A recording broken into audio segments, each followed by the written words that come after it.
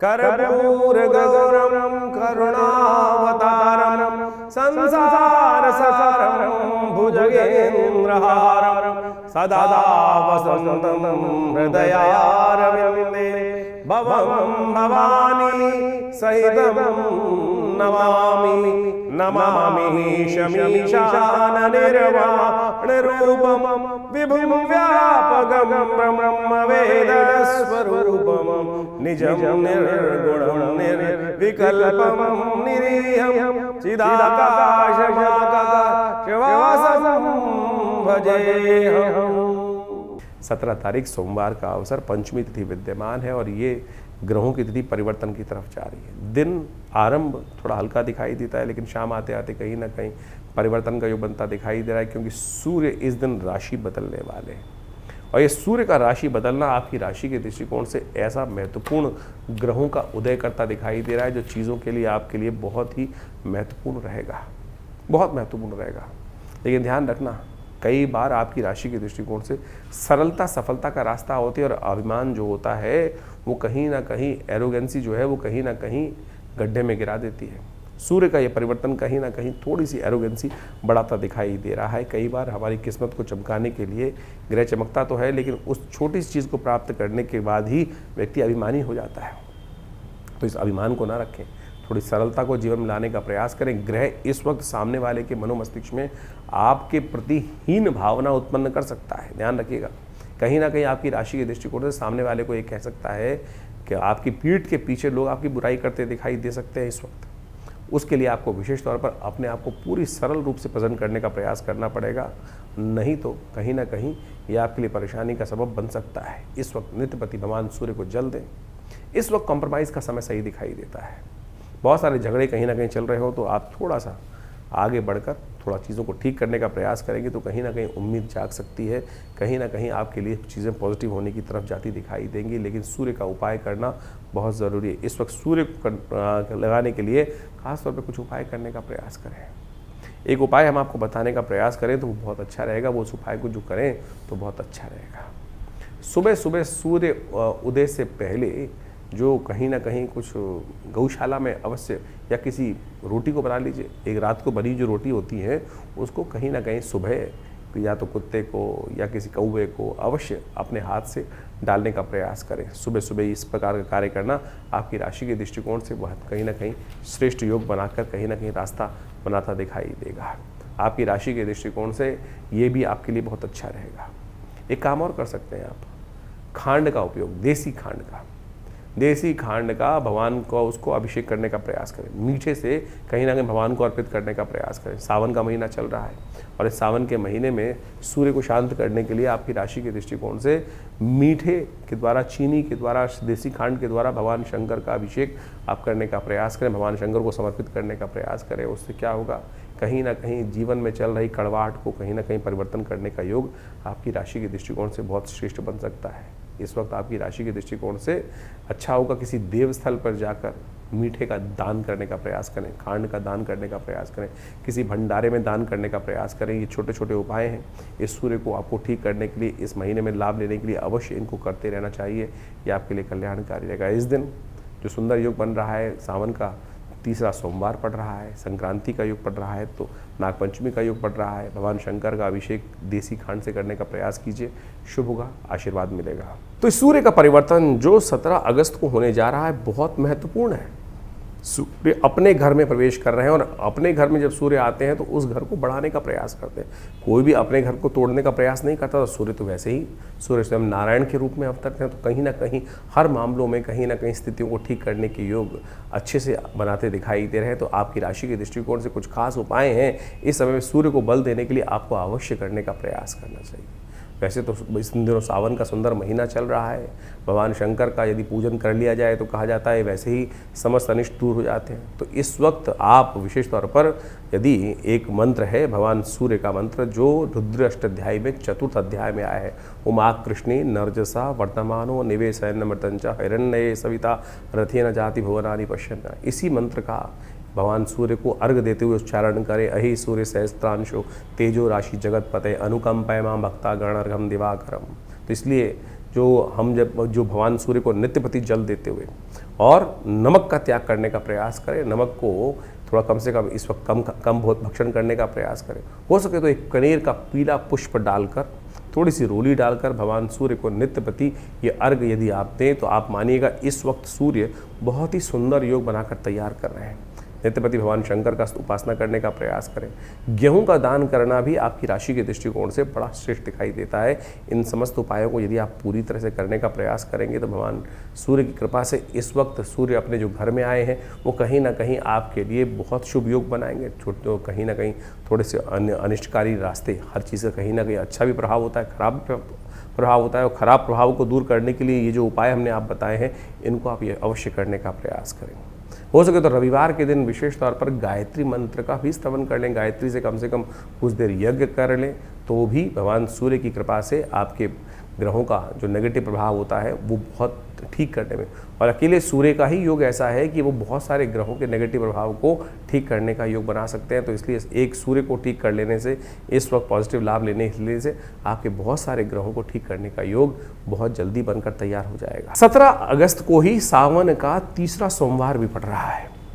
सावन का महीना भगवान शंकर का महीना माना जाता है और सावन के महीने में अनेक प्रकार के पुण्य कार्य करने का शास्त्रों में वर्णित है। चतुर्मास भी आरंभ चल रहा होता है और ऐसे में भगवान शंकर भगवान विष्णु जो हैं शीर्षशैया पर विश्राम करने चले जाते हैं। सत्ता जो है शिव के हाथ में आ जाती है और कहा जाता है भोले भंडारी जो है वो जल से ही प्रसन्न हो जाते हैं। एक लोटा जल ही भगवान को अर्पित कर दिया जाए तो पत्रम पुष्पम फलम तोयम, जैसे भगवान ने गीता में कहा ना कि जो जल भी अर्पित कर देता है कुछ और नहीं तो उससे ही भगवान की कृपा प्राप्त करने के योग बन जाते हैं। तो आप बड़ी श्रद्धा के साथ इस वक्त हो सके तो भगवान शंकर का जितना अभिषेक कर सकते हैं हर रोज़। भगवान शंकर को क्या प्रिय है, देखिए शास्त्र में अनेक वर्णित पाते हैं क्या क्या करना चाहिए, किस प्रकार से भगवान को प्रिय करने का योग बना सकते हैं, भगवान को प्रसन्न करने का। कहा जाता है कि भगवान शंकर को जो प्रसन्न करना हो तो भगवान शंकर को आपको क्या अर्पित करना चाहिए, एक लोटा जल अर्पित करने से भगवान प्रसन्न हो जाते हैं। भगवती दुर्गा को प्रसन्न करने के लिए उनको आभूषण उपस्थित करना चाहिए।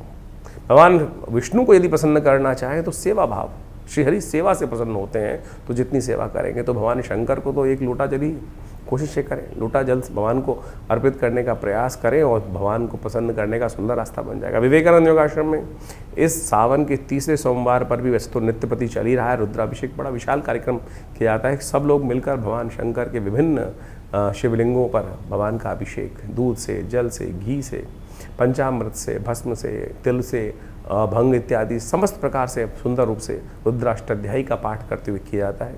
आप भी इस दिन सादर आमंत्रित हैं अपने नाम से, अपने द्वारा या किसी शुद्ध ब्राह्मण के द्वारा, व्यवस्था है बहुत सारी रहती हैं। आप आइए, आश्रम से जुड़िए और इस कार्यक्रम को लाइव आप हमारे फेसबुक पे भी देख सकते हैं। आचार्य विक्रमादित्य जो फेसबुक पेज है उस पर भी जाकर, आचार्यवाणी जो लाइव पेज है उस पर जाकर देख सकते हैं।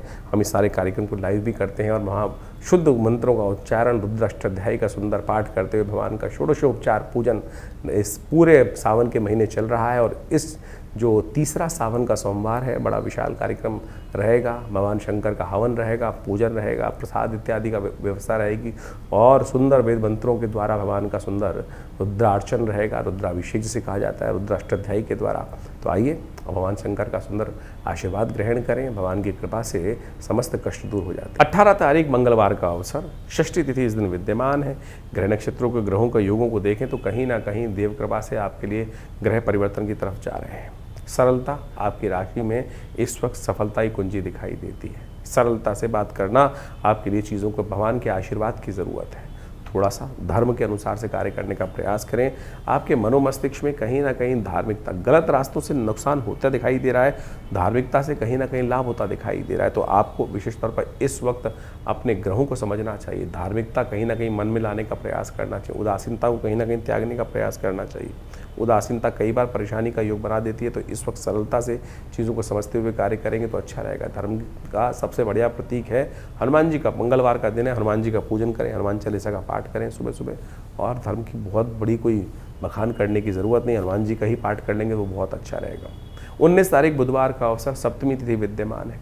ग्रह नक्षत्रों के योगों से योगा योग देखें तो आपके लिए इस वक्त सही रास्ते पे चलोगे तो सही लाभ, गलत रास्ते पे चलोगे तो नुकसानदायक स्थिति, अधर्मी का साथ दोगे तो अधर्म में खुद भी फंसोगे, धर्म का साथ दोगे तो कहीं ना कहीं धर्म के अनुसार से लाभ मिलने के योग आपकी राशि में बनते दिखाई दे रहे हैं।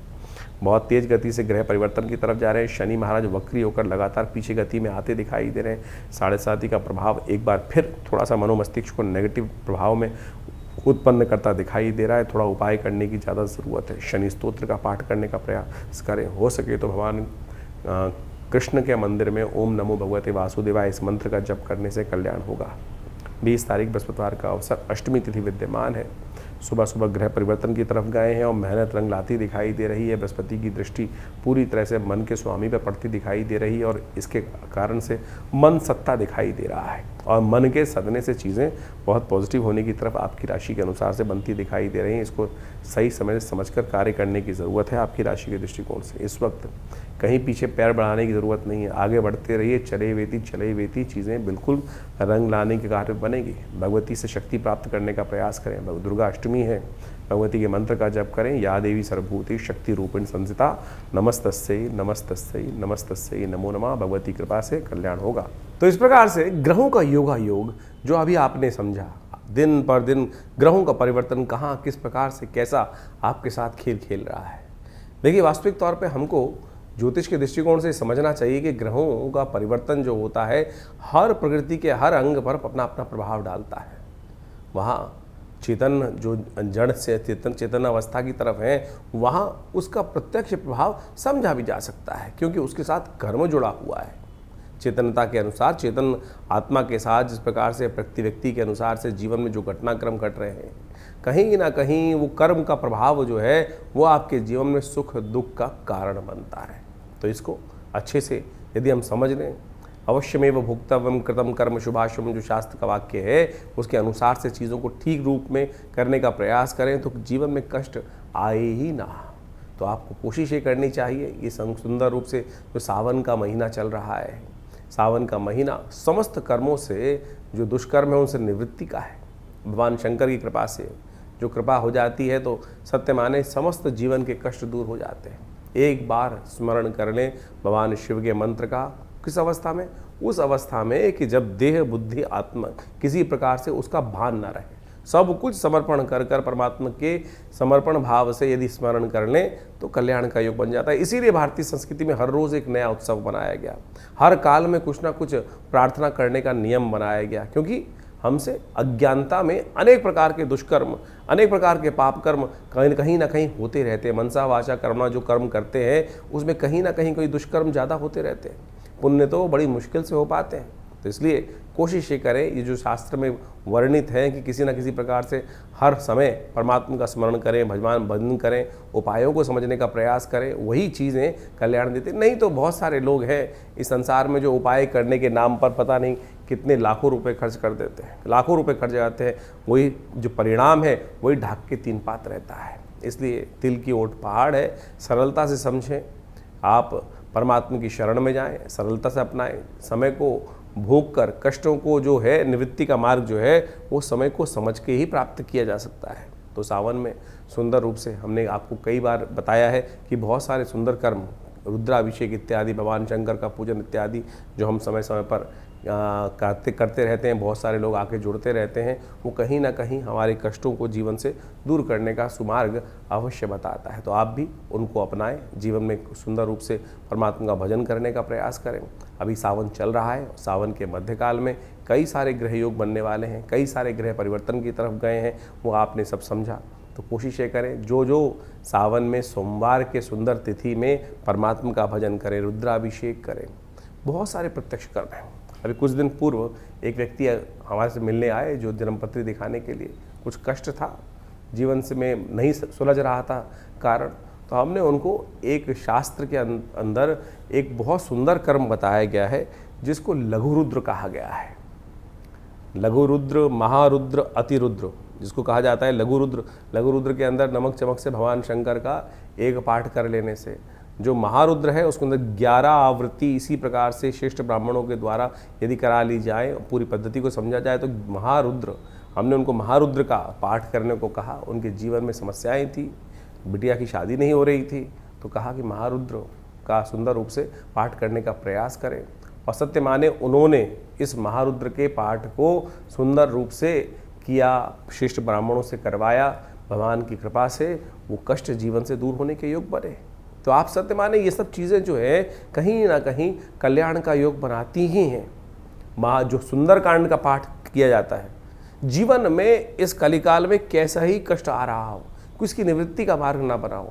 यदि एक आप नियम बना लें कि हमको हर रोज़ सुंदरकांड का पाठ इसी संकल्प को लेकर करने का प्रयास करें, देखिए कुछ ही दिनों में वो समस्या छूमंतर अवश्य हो जाएगी। कोई बहुत बड़ा तंत्र करने की आवश्यकता ही नहीं है। तो ये समस्त जो मंत्र इत्यादि हैं, समस्त जो पद्धतियां हैं शास्त्र में वर्णित हैं, लोगों ने करी हैं, सिद्ध महात्माओं ने करी हैं, सिद्ध जनों ने करी हैं, ऐसा प्रमाण साक्षात कई जगह उपस्थित है, हजारों लोगों ने उसका प्रभाव देखा है। तो आप भी सुंदर रूप से इन समस्त उपायों को करने का प्रयास करें, जीवन से बहुत सारे कष्टों को दूर करने का योग अवश्य बना पाएंगे। भगवती की माँ की कृपा, शिव भगवान की कृपा अवश्य बरसती है। ऐसा नहीं है कि आपके जीवन के कष्ट दूर नहीं हो पाते, लेकिन विश्वास नहीं जागता है। विश्वास को जगाने का प्रयास करो। एक बात और समझें, परमात्मा की कृपा से हमको जो भी कुछ करना है, जो भी कुछ उपाय करते हैं, विश्वास के साथ करें। कष्ट है, सारी समस्या केवल इसी बात में है कि वो विश्वास दृढ़ नहीं हो पाता है। विश्वास, समर्पण, दृढ़ भाव चाहिए। यदि समर्पण दृढ़ भाव से होगा तो आपके जीवन से जो परमात्मा की कृपा से वो समस्त कष्ट अवश्य दूर होने के योग बन जाएंगे। तो इसी प्रकार से आप समझें, सुंदर सावन का महीना है, भागता चला जा रहा है, कुछ काल बाकी है, तो कोशिश करें इस काल में परमात्मा का सुंदर भजन करें। हमारे यहाँ हर रोज़ नित्यपति रुद्राभिषेक का सुंदर कार्यक्रम चल रहा है। शाम के समय नित्यपति रुद्राभिषेक चलता है। सोमवार के सोमवार बड़ा विशाल कार्यक्रम होता है, तो आप सब उसमें सम्मिलित हो सकते हैं।